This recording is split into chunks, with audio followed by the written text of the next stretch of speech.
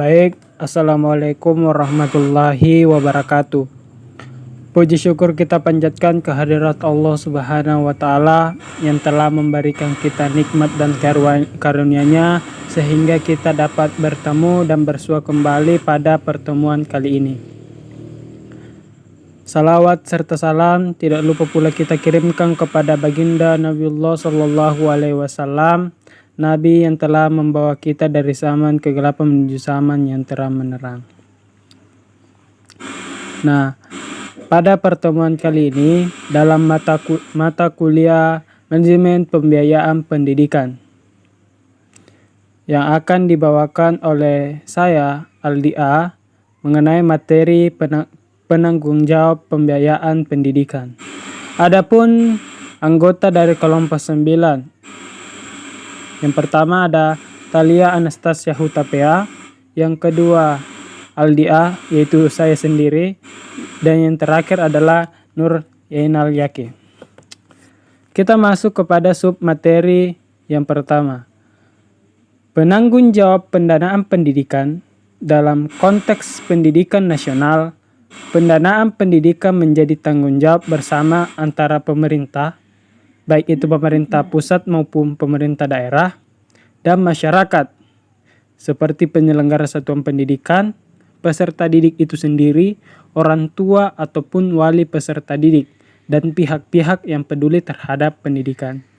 Jadi, tanggung jawab pendanaan pendidikan itu tidak hanya diserahkan pada satu pihak atau pada pemerintah saja, tapi perlu kerjasama atau tanggung jawab bersama antara pemerintah dan masyarakat, yaitu peserta didik itu sendiri dan orang tua atau wali peserta didik untuk bertanggung jawab mengenai pendanaan biaya pendidikan. Nah, perlu diketahui pemerintah bertanggung jawab atas pendanaan pendidikan dengan mengalokasikan anggaran pendidikan pada APBN maupun APBD. APBN, anggaran pendapatan belanja negara maupun anggaran pendapatan belanja daerah.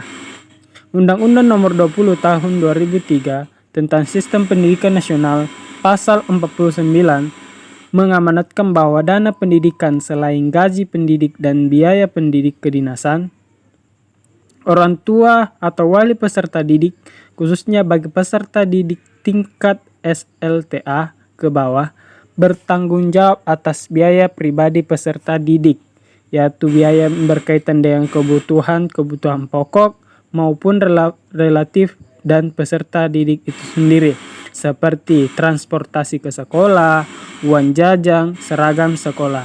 Jadi bisa kita lihat bahwa kalau pendanaan biaya yang bersifat pribadi yang relatif, maka peserta didik itu sendiri dituntut untuk menanggungnya seperti biaya transportasi ke sekolah dan uang jajan. Tanggung jawab pendidikan menurut pasal 46.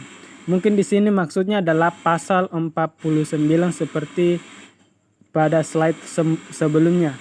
Yang pertama, pendanaan pendidikan menjadi tanggung jawab bersama antara pemerintah, daerah, dan masyarakat. 2. Pemerintah pusat dan daerah bertanggung jawab menyediakan anggaran pendidikan. Ketiga, ketentuan mengenai tanggung jawab pendanaan pendidikan. Kita masuk ke slide selanjutnya. Dalam kaitannya dengan pengelolaan keuangan, yang perlu diperhatikan oleh bendaharawan sekolah adalah sebagai berikut. Jadi hal-hal apa saja yang perlu diperhatikan oleh pihak yang mengelola keuangan di sekolah.